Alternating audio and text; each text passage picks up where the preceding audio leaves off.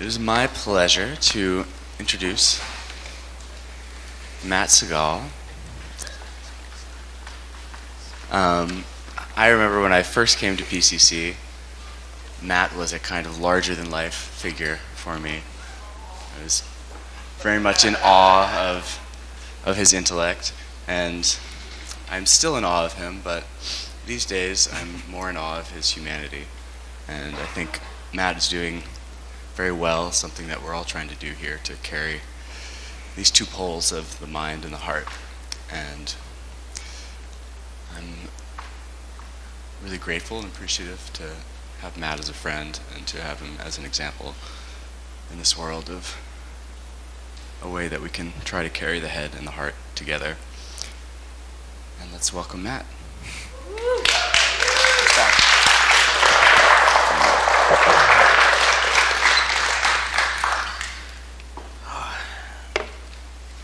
These introductions are so heartfelt and sentimental. It's hard to think afterwards, but I'll try. So, it's really exciting to be able to present in front of all of you. I think there's a space of possibility that opens up for me that I've had to cultivate by forcing myself to do as many public speaking events as possible, to the point where it becomes exciting because thinking out loud in front of a captive audience really allows my mind to expand, and it allows me to start to develop new concepts, but concepts defined as common fields of feeling. We get to feel into these new conceptual spaces together. Even if you're just out there nodding your head, it helps me reach towards some common conceptual structure that we're creating together.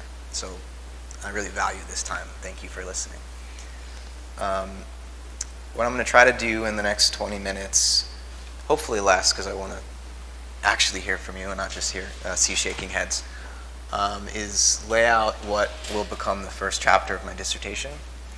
And we're going to meet a very important thinker who you might say is the guardian of the threshold.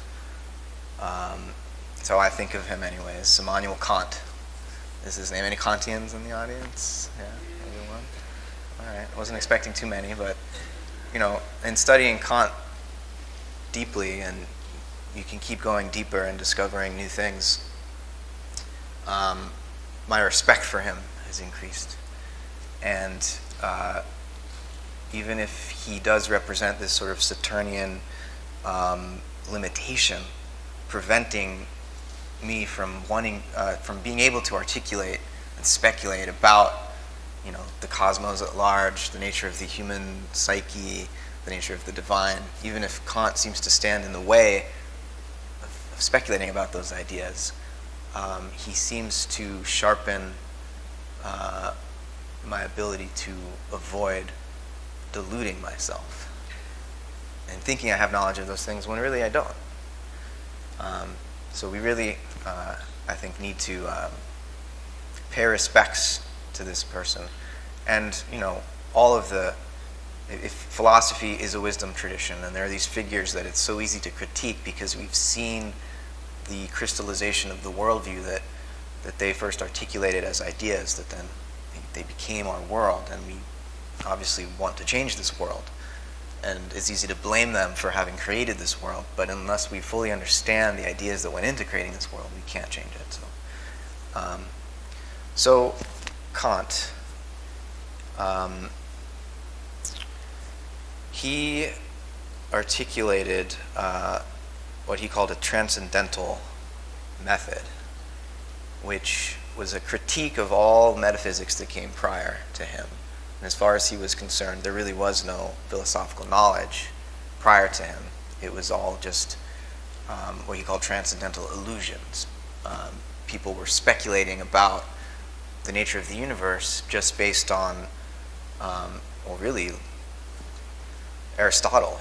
They were reading it in a book, and the way that Aristotle broke down the structure of the Greek language logically, he just assumed that the structure of our thought linguistically was mirrored by the structure of being. And so there's no need to, go test our intuitions and experiment. We could just assume that our mind is directly linked up to the structure of being. And what Kant pointed out is that our mind is actively constructing our experience. And right at the very beginning of his first major book, he published before, but the first world historical book, I think, is his Critique of Pure Reason in 1781. Right at the beginning of that book, there are these 20 pages called the Transcendental Aesthetic. And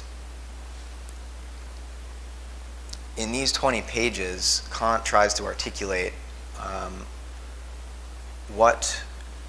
how the mind generates this sort of stage upon which all the objects of our experience are dancing. And that stage is constructed in terms of space and time. And for Kant, our experience of space and time are, again, he called them forms of intuition that are constructed by our mind. His little phrase is that space and time are empirically real in that we all experience them in, he thought, an identical way, that there's a universal, we share universally, all human beings, the same basic structure of space and time. They're empirically real in that sense, experientially real. But they're transcendentally ideal, which is to say that what reality is independent of our mind's activity and our mind's construction of the spatio-temporal stage that we experience the world upon. What the world is independent of that, we can't say. We don't know. We only know the world in terms of space and time. There could be, Kant speculated, alien intelligences on other planets that have different forms of intuition, totally different experiences of space and time. And, we have no access to that. We only have access to the spatio-temporal stage that our mind constructs for us. So right off the bat, we're limited in our knowledge of reality. Really, we don't have knowledge of reality. And Kant's whole project was to say, well, what can we have knowledge of then? Well, we can have knowledge of our own process of knowing. We can turn the speculative gaze back upon our own thinking and discover what is necessary for our kind of thinking. We can discover the transcendental conditions that make possible our kind of experience. We can't know what lies beyond that experience in the world itself, but we can know a lot about how our mind generates this form of experience. And that leads to a whole sort of interesting speculations about the nature of human freedom and what it means that we can experience beauty in nature. And in Kant's last critique, the Critique of Judgment, he sort of opens up into the kind of thought that I'm trying to move into in my dissertation. And there's a series of post-Kantian thinkers, Fichte, Schelling, and Hegel, most famous among them, who found an opening, a crack in the wall that Kant built, keeping us from penetrating to the nature of reality, that had to do with aesthetics and had to do with the nature of our experience of beauty when we behold the natural world around us. And in my dissertation, I'm building on Whitehead and Schelling, one of those post-Kantian thinkers, to try to, spell out in a more contemporary language, because I think, Schelling did a pretty good job spelling this out himself, and as did Whitehead. But I want to try to, inject some sort of poetic. I want to reperform the insights that they discovered in a way that I think the ears of our time can hear, perhaps. So,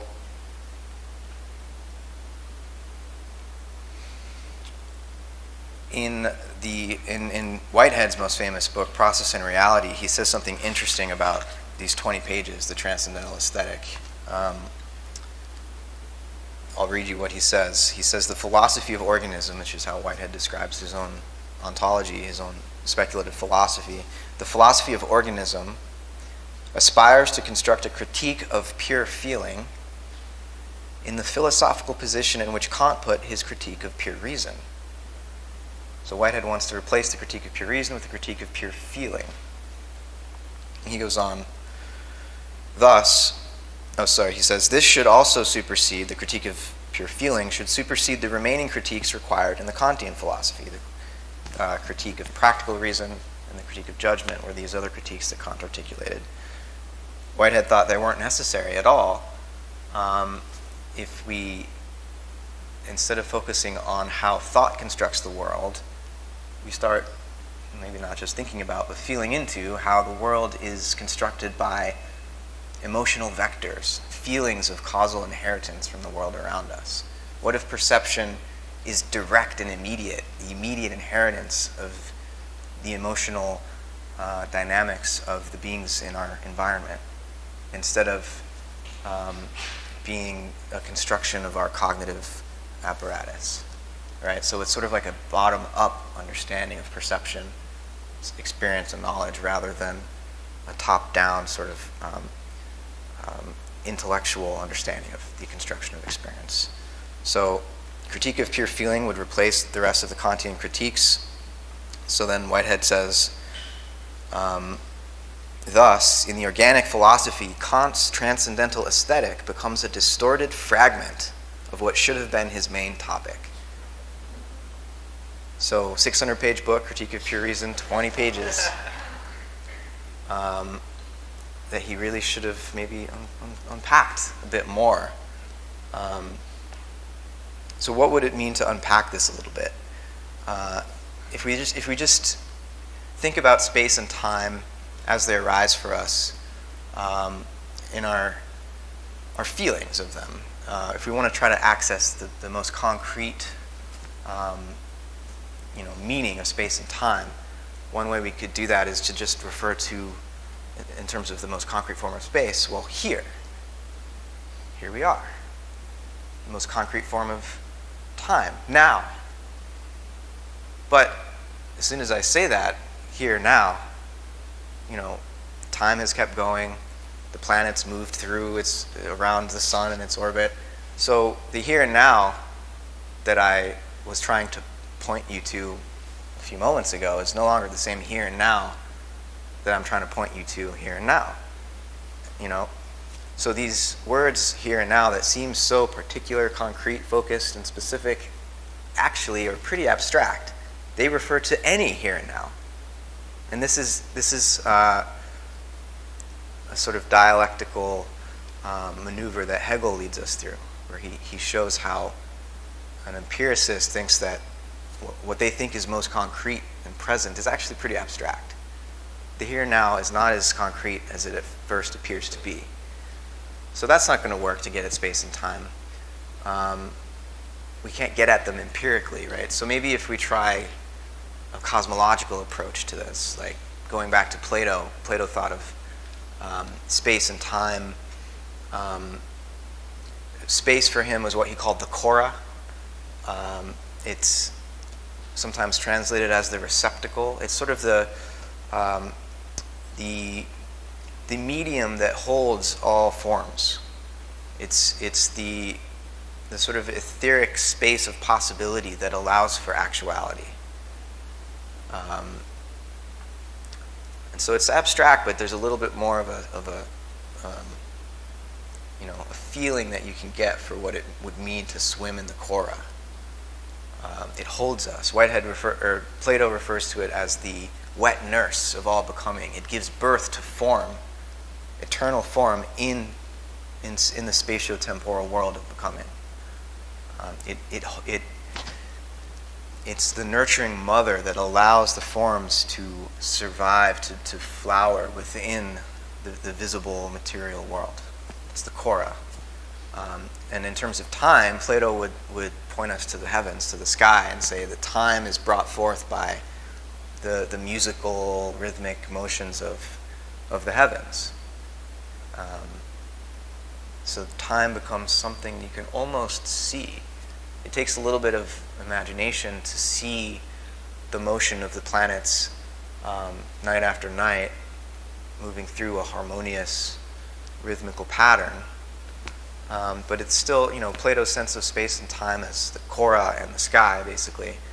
It starts to be a little bit more concrete.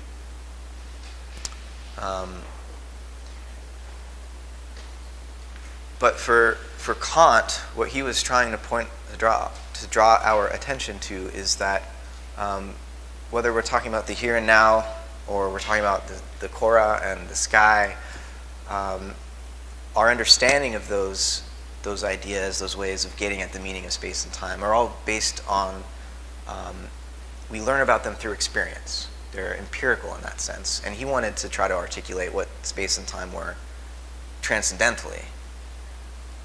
In other words, what can we know about space and time prior to any experience of the sky and the motion of the planets, or of any specific moments here and now?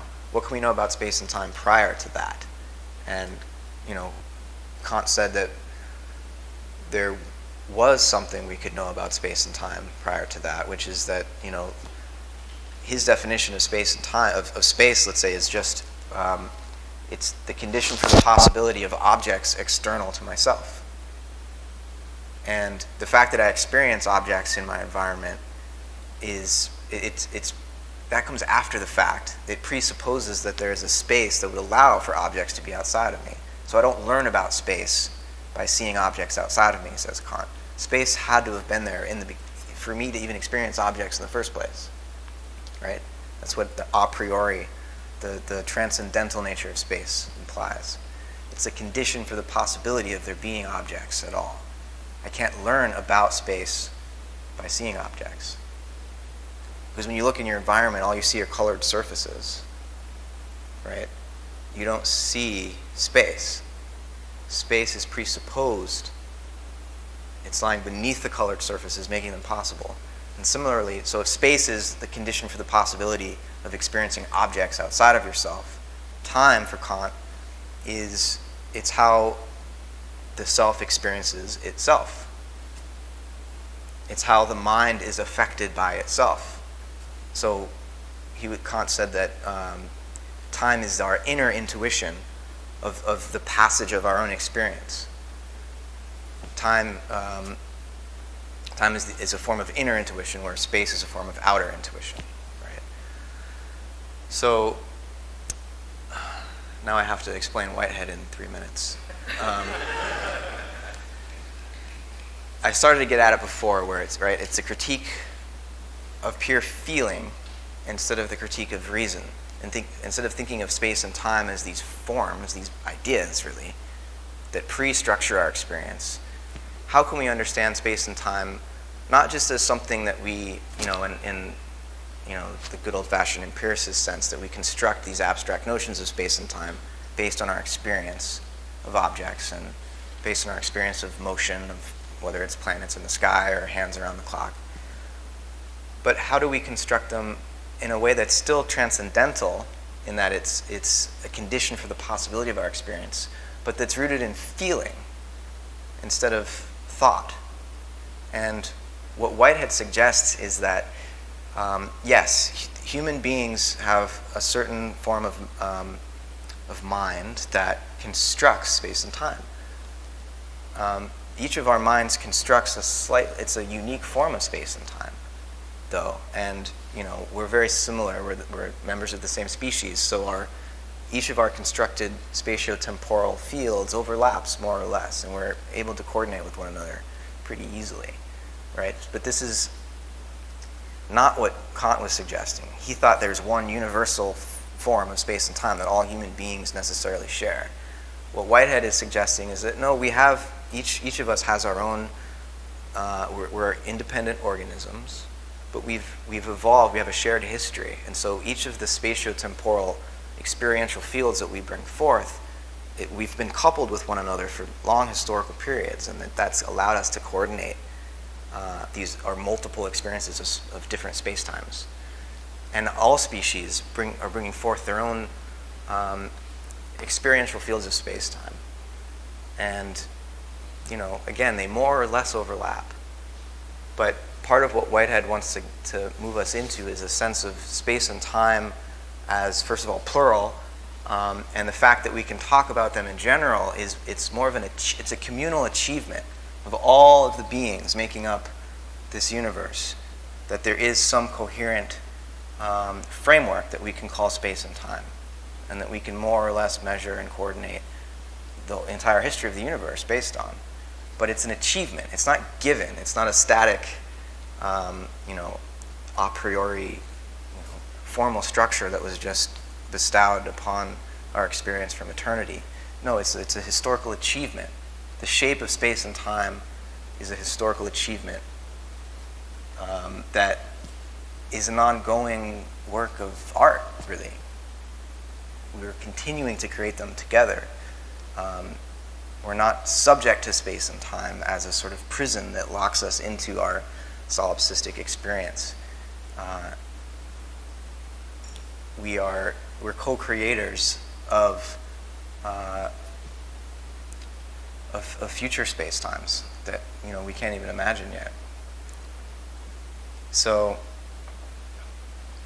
those are some hints for you about what Whitehead might want to do to Kant. To critique not reason. Reason's really good at critiquing itself, and it can spin in circles forever. Maybe when we start getting lost in those spirals of abstract reflection, we lose sight of a more concrete experiential foundation for knowledge, even for metaphysical knowledge about the divine, about the universe, about the nature of the human soul. Which isn't to say we shouldn't, I'm pretty obsessed with trying to theorize about the nature of feeling. Thinking is amazing. I'm not saying stop thinking. I'm saying think in a way that elucidates your felt experience of the world instead of that cuts you off from that felt experience and makes it seem like just a theater that you're viewing on a screen in this strange, disembodied space. So space and time are not something that are simply given to us. We can help to actively, together, it's a communal effort, but we can together change the way that we experience space and time and break out of that Kantian prison. But again, let's not demonize Kant. I think if he were standing on the other side of that prison cell, he'd probably have one foot on the other side and one foot inside the prison cell, dangling the keys in front of us. He was a reasonable guy. If he were here now and we could all talk to him, we might be able to convince him to let us out. And he might be willing to let himself out. So that's about all I can squeeze into 20 minutes. Thanks for listening.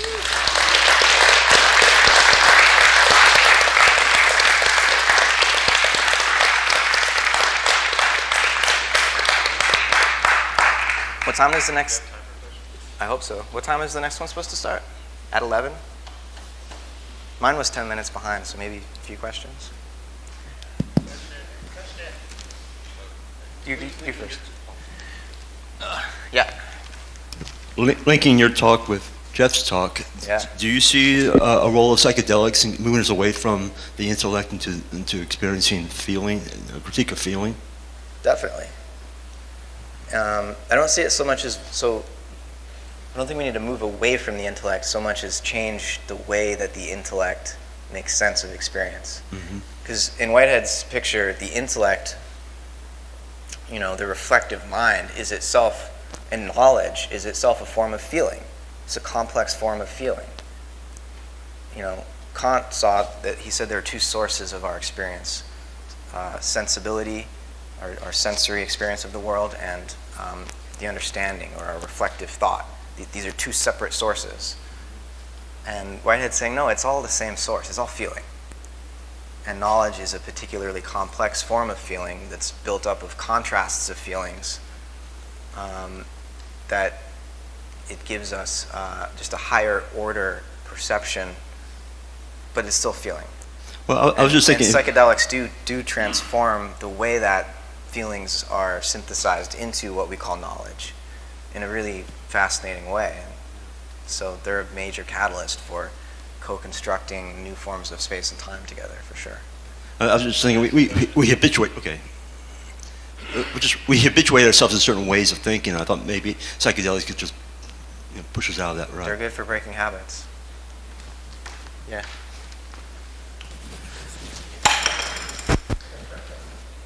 Nice question, Clint. Like that. It sounds to me like you're speaking a lot of Hume too, like with the passion, right? Mm-hmm. Coming out of passion. I'm curious with what you were just talking about of then how you place Kant's categorical imperative. Namely that we would act or think, but in this case feel, right? That we would will others to make the same decision we do in that case, and how you would place that in terms of Whitehead. Well, for Kant, the categorical imperative, the notion that human beings have freedom was something that for Kant was unique to us, unique to our species, and that the rest of nature is determined, at least in terms of how we know it. Again, what nature is in itself, Kant wouldn't say, but how the way that science understands nature, based on how our mind constructs reality, it's all determined. It's all mechanistic as far as Kant was concerned. There's a little ambiguity with living organisms because he recognizes you can't really. He said there's no Newton of the grass blade. You can't have a mechanical explanation of life. Some people would say, well, Darwin provided that, but I wouldn't say that really. So what Whitehead does is he says every creature has some degree of freedom. He would use the word creativity instead of freedom. And that the human being, because of our intense social bonding and linguistic capacity, has developed, maybe you could say, an awareness of our creativity. So there's a second order reflection upon the fact that we have creativity, which gives it a new, it's such a new form of experience, as far as we can tell, that it makes it seem like it's, that it just came out of the blue, and it disconnects the human species from the rest of life, because we have this special freedom. But we need to recognize its specialness without making it separate our species from all the other forms of life, and the deeper cosmic freedom or cosmic creativity that has been at work for billions of years. So in a sense, it tempers Kant's sense of how free human beings are, and I think it has to kind of we have to lower our expectations of just like having a strong will and having that make us moral people when as individuals, like we can just will ourselves to be good. It's a very kind of puritanical notion of conscience that maybe needs to be relaxed a little bit, and that maybe goodness is something we achieve together. It takes a collective effort. It's not just the individual will. And granted, when Kant's talking about the categorical imperative, he's trying to make the individual will link up to some universal will. So there's, again, Kant is deeper than my caricature, perhaps, but it's a longer conversation. Does that kind of... Okay. Sean, and then we'll do one more over here. Sam. Thank you, Matt, for that. Just brilliant, delightful vintage, Matt. A new vintage has just been put on the shelf. Yeah, a new bottle. Just one occurred to me as you were speaking, Emerson. One link between Kant and Whitehead might be Thomas Berry's, wonderful phrase. If we can move to see, the whole world as it's an ecological version of Kant, as a communion of subjects rather than a collection of objects, which is precisely what Whitehead does, right? Yeah. So that each actual occasion is a subject. Yeah. And so Thomas is adapting this phrase from Kant, where the moral worldview is to see all humans as a communion of subjects. Right. Thomas is extending that right. So that's one. Yeah. But just a brief question. How does Whitehead's notion of eternal objects relate to the construction of space-time? I mean, surely there is some kind of a priori from a Whiteheadian point of view with space-time and with eternal objects. Yeah, there is. I don't need that, yeah. So there's the primordial nature of God, which Becca was talking about a little bit yesterday, which is the divine's initial. So there's just pure creativity, right? That's the ultimate principle for Whitehead. And then the divine is the first limitation upon that pure creativity, that pure potential. And that first limitation, it structures the realm of eternal objects, which are just possibilities. An eternal object for Whitehead is a possibility for actualization.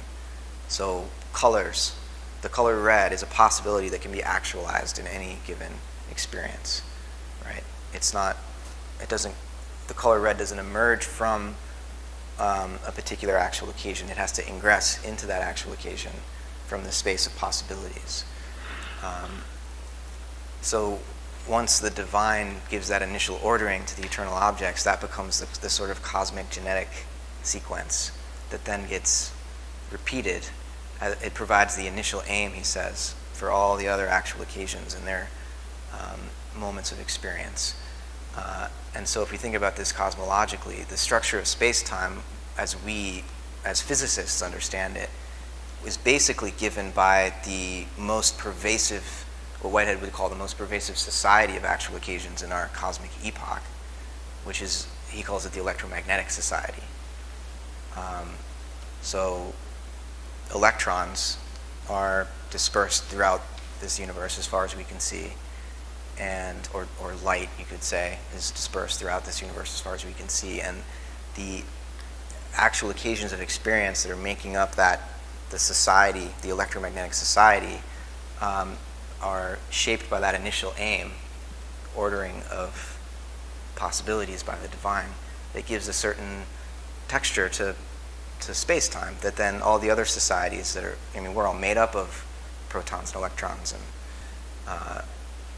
that largest container, that largest society of electronic creatures, let's say, is giving us a sort of backdrop that provides a common field of feeling, you might say, that then more complex organisms have to work within to realize their own unique variations on that background achievement of a spatiotemporal community, you could say.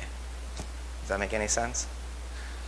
Yeah, well, it's a longer conversation yet, but I'll ask you. I'll ask you at lunch. Okay. Yeah, okay, it's a start. One more, Sam. Yeah, and then I'll get out of here. Thank you, Matt. That was great. I really love this idea of multiple, a community of actual occasions of loci of experience that are co-authoring, co-creating, overlapping space-times with each other. And I think that to situate that within the present moment and speculate on its relevance, it seems that what's being asked is that we each learn to gather one another into our own immediate experience with unprecedented intimacy, as such informed that we might co-author a more harmonious future together. So I'm just wondering, for you, what do you think the implications of that idea are in how we gather as subjects? I like that Sean invoked Thomas Berry's communion as subjects. How the ways that we gather and commune with each other, just in our day-to-day lives, in our institutions, such that we might actually gather each other more intimately. Do you see this as having implications for how we organize and relate? Yeah. I think becoming more aware of the need to contextualize the freedom or the creativity that each of us experiences as an individual, to contextualize it in a social context, just to talk about humans, but then also an ecological context. And it's never going to be, there's never a solution that would prevent disharmony or the alienation of an individual from the community. I mean, creativity kind of requires that once in a while, some member of a species is going to mutate in some way and do it differently. And in some cases, that could have what you might term an evil effect on its environment. It could undermine the ability of other beings to survive in the way that they've been used to surviving. There's an element of the trickster in creativity that creates disharmony sometimes, but in the service of perhaps a higher, more complex form of harmony, if, again, we can situate creativity in a ultimately social context. So it's always this dance between like acknowledging that creativity happens through the individual, but then it needs to be met and held in a communal context. And it's kind of a, it's like a dialectic that we need to constantly attend to, so that creativity isn't destructive. But again, it's really hard because sometimes what seems like destruction initially is actually making space for something new that we can't see yet. So, but yeah, I mean, love is something that is also a cosmic principle for Whitehead. He calls it eros, divine eros, which is it allows it might balance the creativity of individuals in the sense that each individual is still feeling the other individuals in their environment, and it's kind of just balancing the need for individual freedom and communal love that is going to move us forward, I think. Something like that. Thanks, guys.